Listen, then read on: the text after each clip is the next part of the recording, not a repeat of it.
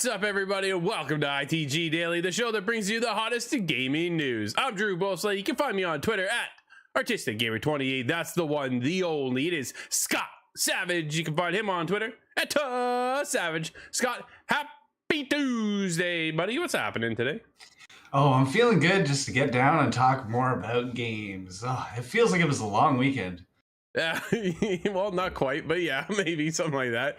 Dude, we get lots of games to talk about. Where people can join us live, though, is over on twitch.tv/the official ITG, as well as YouTube at ITG Reviews. But if you can't join us live, hit us up later. InsideTheGame.ca, podcast services, and TV streaming networks around the globe. Scott, coming up on today's show, Nathan Drake could be making his way to the PC land this summer. PlayStation looks to hire a senior director for planning the future of PC releases, and Naughty Dog is working on an unannounced remake.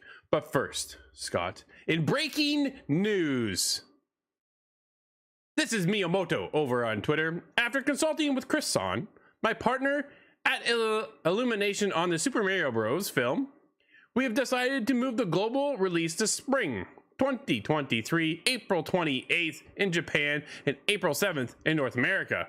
My deepest apologies, but I promise it will be well worth the wait. That's it, Scott, right then and there. Super Mario movie has been delayed. Oh, that is a beautiful photo of Chris Pratt. That is actually really good. That single-handedly restores my faith in the Mario Brothers movie. I didn't see the first one, but I've heard about it. Yeah, no, I did. Oh, yeah, believe me. Is it worth a watch now in advance of this new release? Or do you think it's not a good idea? Don't do it. Just don't do it. What are your expectations for this movie? Do you have high hopes at all here? I'm still waiting for Ryan Reynolds to be confirmed onto the cast. Oh, that's fair. Chris Pratt may take his place, and that might fill up that whole need. But I'm really not sure. I'm kind of hoping they're going to go with some of the new 3D Mario movie kind of aesthetic. Sure. Or if they go with Super Mario Galaxy. Everybody loves that. So I'm wondering if they're going to try and mix something interesting into it screenplay-wise. Yeah, I'm not super excited about the world of Mario, but man, I don't know. Northern Nerdcast over on Twitch says, dude, you're missing out on a classic. I don't know about that one, dude. Kids love it. I want to see a Splatoon movie. Man, see, I can't. I'm not into that one. I can't get into Splatoon. I don't know what it is. Something just doesn't connect for me. Maybe it's the way they present that game in their laboratory and stuff like that. It just puts me right off.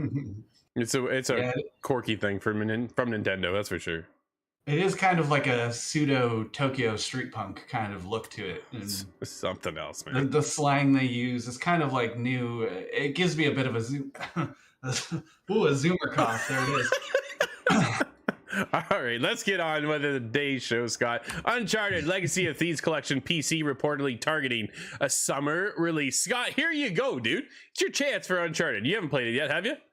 No, I haven't even played one of them. I've been so curious back since the PS3 era. Oh, man. Because of Julia Anderson over at CBR. A recent and quickly removed post to Epic Games Store for Uncharted Legacy of Thieves Collection suggests the PC release may launch this summer. Uncharted Legacy of Thieves contains remasters of Uncharted 4 and the expansion The Lost Legacy. Fantastic games, including graphical improvements and several graphic options. As posted on VGC, the Epic Games Store listing for the Uncharted collection put the release date as June 20th, 2022.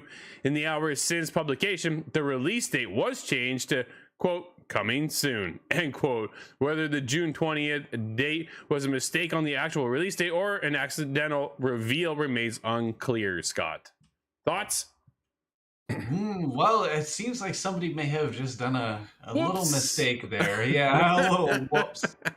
Which is funny because we've been talking about another instance of that we won't get into, but it's funny that happens to a lot of people, actually. They just kind of push an update and then go, whoops. Yeah, wrong button. Like, what are you doing? Because that falls back on somebody, right? Did that just cost them a job? Like, what happens in that case? All of a sudden, Sony's ready to go, right? Like, they're getting lined up. June, really, at this point, is not that far away. So if June 20th is the release date, yo, you just messed up Sony's plans. I'm really surprised we haven't heard more about it, if that date is to be believed, or if it's even months after that. I'm surprised we haven't seen something, right? Yeah. Well, okay, so they just did the collection not too long ago for PlayStation 5. They went from PS4 now updated it to PS5. We just reviewed it on the show a couple months back now. At least it feels like a couple months ago. Man, I can't keep up anymore, Scott. But from there, now we're moving into the world of PC. We see Sony as of late really trying to move into the next realm of gaming. Scott, let's get into topic number 2, as PlayStation is hiring a senior director for PC planning and strategy. Comes from Justin Reeve over at The Gamer. PlayStation is looking to hire a senior director for PC planning and strategy, according to a recent job listing. The move is in keeping with speculation about the expansion of its investment in the PC market, which ties into Uncharted, we just talked about. This comes in the wake of news of Horizon Zero Dawn and God of War have been extremely successful on the platform. The former came out in August 2020, and the latter was released in January. Days Gone just gets ignored again. What? Dude, I completely gasped. I'm really hating how the Days Gone is just not being mentioned or acknowledged for what it is. Oh, that's, yeah, dude, I never even thought of that. That's very true. Quote, the successful candidate will be responsible for the strategy and commercial activity within global channel sales and will deliver a single optimized PC sales growth and commercial plan to hub and territory teams to implement, end quote. The job listing states, quote, identifying future sectors and partnerships for commercial growth, the plan should support the delivery of the agreed global channel sales critical metrics, end quote. That's a mouthful, dude. Basically, they're getting ready to, they really want to move things over to the world of PC. I was just talking to a buddy of mine last night, and we're talking about how PlayStation now is really starting to see the grander scope, I think, of the video game industry, and realize it's not just about being on the PlayStation platform, right? It's about expanding that. And this is why, again, going back to the first / second topic of the day, I guess, without the news breaking, whatever, Mario, but Uncharted making its way over to PC, right? Dude, years ago, there's no way you would ever think Nathan Drake would land on the world of PC. They wanted you to come to PlayStation to get that, right? There's certain games, we're first party studios over here, you can only get this on PlayStation, PS4, PS5, and don't look to get it anywhere else. Now that you see the rise of Xbox come in and go, where you want to play your game? Go right ahead. And that's play anywhere. Exactly, right? Was their motto. And I think they've kind of spurred on this whole revolution in the industry. I think they have. They've really changed the outcome. Whenever we see any sort of news breaking like this, one company does this or that, oh no, I think of every other company and how they're going to respond to that. Is this going to start a trend? And I've been thinking that way ever since Battle Royale. But now that I'm looking in a larger scale, I'm thinking, okay, what can PlayStation do that's going to invigorate Nintendo? Well, yeah, It's funny you bring up Nintendo, because I really feel like Nintendo's their own thing, right? Well, and that's been rumored for so long, and it just, or was no, sorry, it was the other way around. Game Pass going on, yeah. Either way, dude, we got David who joins us over on YouTube as well. He says he doesn't regret playing games on his Xbox Series X. Dude, we play on the Xbox Series X every night. Nothing to regret there at all. Games are games. We just want to be able to play them wherever we can. And I think that's what Sony now is really starting to see, is that the future of gaming is a lot bigger than just the PlayStation console platform, and they want to expand. And this is why we're starting to see Horizon make its way over to PC. We have God of War, which is just there, dude. Like, even now, God of War is on like streaming platforms like GeForce Now. Like, it was just weird, right? Things you wouldn't see in the past. Exactly. Well, PlayStation was the first one to kind of flirt with the mobile realm as well. And whatever happened to that? Do you think they're ever going to revitalize that, bring it back? Because now that everybody's moving on to mobile, except for Nintendo. Well, yeah, Nintendo tried, but so it's funny because we were talking with Miitomo, rest in peace. We were talking with Brad this morning about, the PlayStation Vita and how that kind of had its own thing. Xperia 2, Brad brings up in chat as well. Absolutely. Dude, they tried that, right? They had the Go, with the PSP Go, where it slipped down. There was so many iterations on the PSP. You would think moving into the Vita, if they just would have kept up with that and kind of made it viable enough and just actually pay attention to it, we'd see a sequel. There's a reason why the Switch has gone in this mobile platform kind of scenario and is expanding so much. And it's one of the biggest platforms around right now, right? Everybody loves their Switch. Everybody has a Switch. The biggest problem with the Switch is it doesn't keep up with the PS5, the Xbox Series X, or the Steam Deck for that matter, right? Now that you even have Valve getting into the mix of things, going with a handheld platform, getting off your PC and moving it to the palm of your hands is crazy. Isn't that funny? Of course, Game Boy kicked that off, and Game Gear way back in the day. But Linux. oh, I didn't even realize it runs Linux. I've held one of those in my hand once, and I played Bubble Bobble. Oh, But dude, I played Rampage on it. It was awesome. the PSP was really cool to me. I was Yeah. a young teen back then, and then the PS Vita I never experienced, but it was just So unfortunately good. a commercial failure. But isn't it funny how after a commercial failure, both Nintendo and well, Steam now, Valve is coming out with their mobile kind of idea. Well, Yeah. that didn't work out so well in the case of PlayStation, but well, thank you, Vita. If nothing else, you were remembered fondly. Well, the biggest thing for me was the back touch on the Vita just was awful. Like they missed the ball right there. They needed the R2 and L2 buttons, and they needed the L3 and R3 buttons. They were missing basically 4 buttons that have a controller on the go with a screen attached to it, right? They were so close to having it all wrapped into one little package. It would have been fantastic. Now you see people iterate on that. Nintendo going with the Switch has really taken that to the next level. Dude, we need the Super Switch or the Switch 2 at this point to get caught up, I think, where we are right now with, you know, the PS5 and the Xbox Series X, where we're gaming all the time. And you now starting to see that who was it last we saw? Eternal something, or Path of Exile. That's what it was. Sorry, Path of Exile 2. You just reminded me of Eternal Darkness. That's Path of Exile 2 won't be going to the Switch because it lacks the power, right? Where they have it on all the other platforms. It's a missed opportunity now. I wonder when, you know, when Nintendo will step up and catch up to where PlayStation is at right now. But getting back to the realm of PC, Scott, let's move into where else they're going, because we're not done with PlayStation yet, dude. We got a lot to talk about for PlayStation today. Naughty Dog has an unannounced remake in the works, according to developer profile. It comes from David over at PSU. Naughty Dog has an unannounced remake currently in the works, according to a LinkedIn profile for one of its former localization, quality assurance, and development support employees. Corey Hong's profile lists the projects they worked on, QA, including an unannounced multiplayer project they've been known about, that we've known about for some time, and what appears to be the first potential confirmation of an unannounced remake project. Now, immediately, thoughts all fall to the world of The Last of Us, because Dude, it's all been but confirmed that The Last of Us is getting a remake to bring it over way onto the PS5. Like, at what point did they just go, yeah, you already caught us on it, here it is? Yeah, you guessed it correctly. Here it is. You know what I mean? But here's what I want to see remade.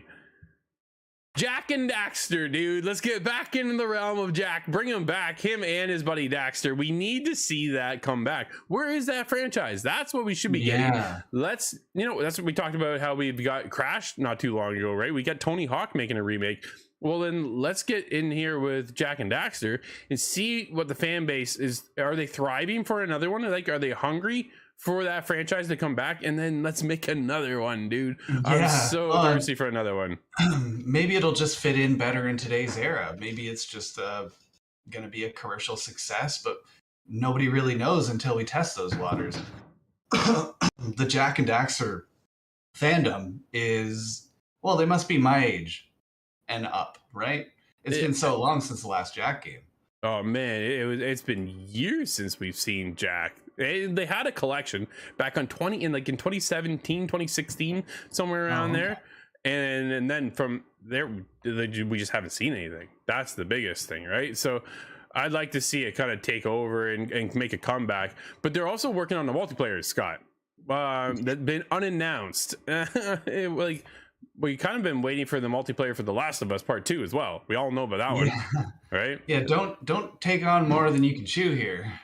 No, it's just weird. Quick update though, Scott, on PlayStation Plus, the new subscription that's putting it all together with PlayStation Plus and PlayStation Now. We just recently have new markets that they're going to be launching in. Here are our first look of updates that are going to roll out to new regions. It's going to be the Asian market.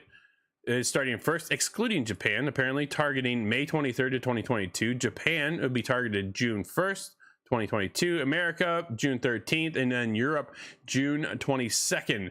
Now for a quick rundown, Scott, the Essential Package, which is 2 months of downloadable games, exclusive discounts, cloud storage for saved games, online, multiplayer access. And of course, this is the basic membership right now. 1 month, Canadian dollars, is $11.99. All the way up for 12 months is $69.99.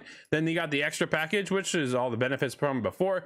Adds a catalog of up to 400 of the most enjoyable PS4 and PS5 games, according to the blog post.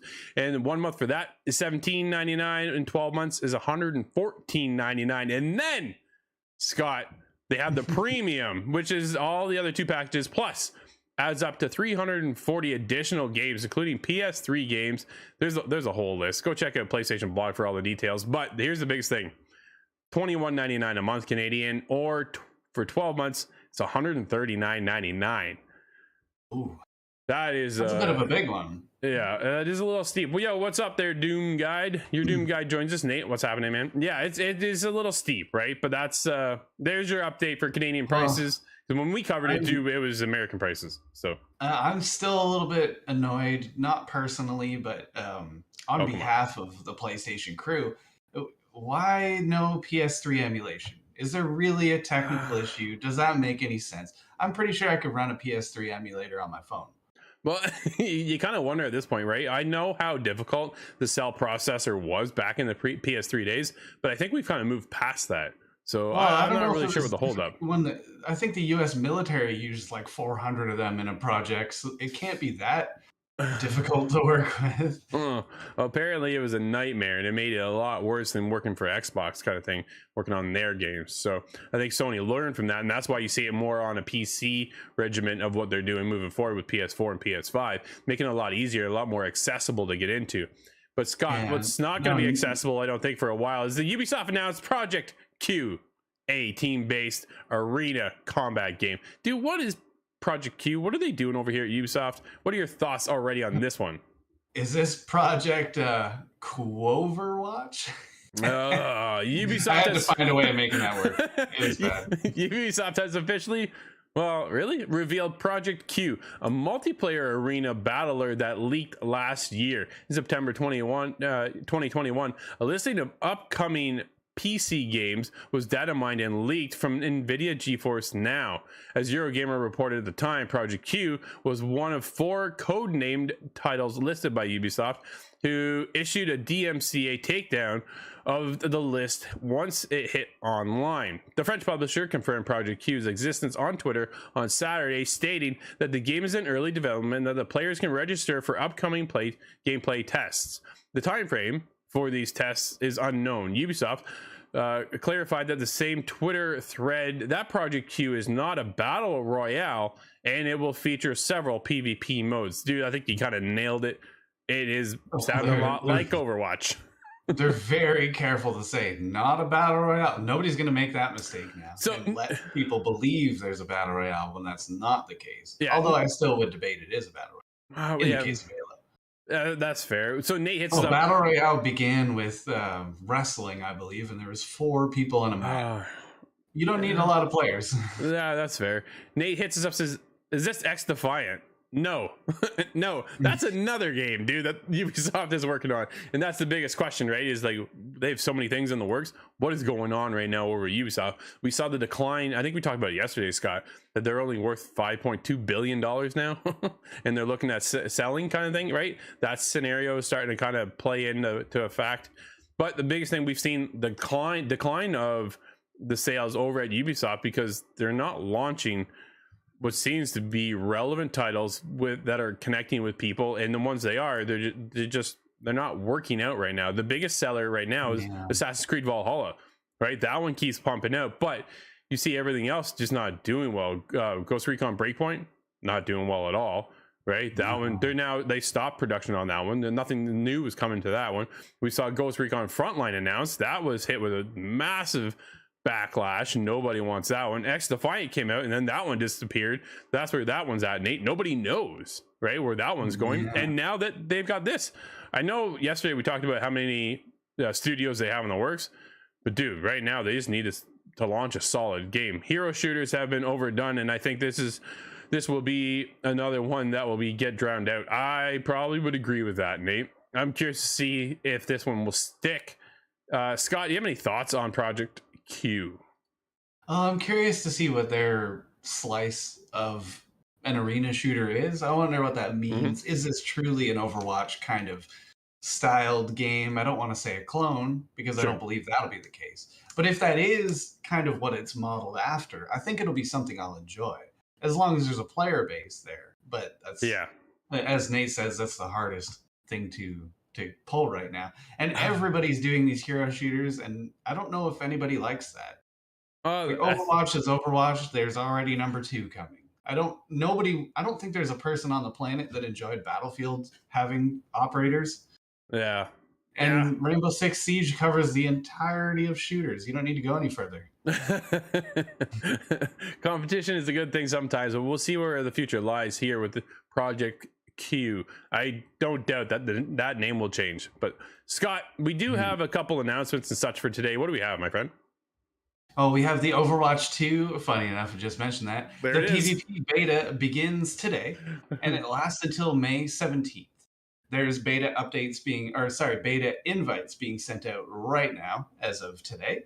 And it is only on PC, unfortunately. There is going to be some console betas further down the road, but just PC for now. Were you going to say PSP? Yeah, I think it's floating around in my head. It's coming to PS Vita exclusively. Nice. That's funny. Another favorite of ours. Yep. We also have a Rainbow Six Siege new season beginning today and also lasting until May 17th. Not sure why the modeling is the same end date with those two, but this is a whole new season and it sounds a little wacky here. So let me give you a little description. This event is watched over by the moon herself. An eternal battle between the sun goddess and the storm god rages on. I'm trying not to read this with a Soul Calibur voice. They call upon their mortal followers to capture the altar's sacred flames. Imbued with ancient spirits and armed with powerful kunai, operators have been cast into the roles of the devoted and the possessed. It is now a frenzied race to find the flames, capture the altars, and gain favor from the gods to obtain freedom. This came straight from the website update itself, and it sounds a little wacky, but I'll be there. Probably in about 11 hours. Yeah. Now we have a full release today, and that is Zombie Army 4, Dead War on the Switch. We also have The Serpent Rogue on PC, PS5, Switch, Xbox Series X. We have King Arthur Knight's Tale hitting PC in early access. It's on PlayStation 5 and Xbox Series X as well. Galactic Civilization 4 is on PC, the Epic Game Store as of today. And we have Dune the Spice Wars releasing on PC early access, which we have just produced a video on. That is very true. You can find that video right now over on ITG Reviews on our YouTube channel and InsideTheGame.ca. That dude, that was a different game. What's your quick thoughts on that one? Well, I was thinking it was like Total War, and it's not like Total War. That's right. Some screenshots and may look like kind of a Warcraft thing, but it's not like Warcraft. Yeah, it was. It has a unique space. It's a little hard to describe. Yeah, it definitely is, right? I think it is a unique thing. It's still in, obviously it launches early access, and I think the biggest thing, it kind of feels that way still, right? I think that was our biggest takeaway, but go check out our full thoughts over there. But Scott, that's going to wrap up today's show, everybody. Thank you so much for hanging out with us. This has been ITG Daily, the show that brings you the hottest in gaming news. Hit us up over on Twitter, the official ITG. Let us know what you're up to, what you're playing. But you can always join us live over on twitch.tv/theofficialitg, as well as ITG Reviews on YouTube. But if you can't join us live, hit us up later inside thegame.ca, podcast services and TV streaming networks around the globe. Scott, until tomorrow, we'll be back then. I'm Drew, that's Scott, and we'll see you inside the game.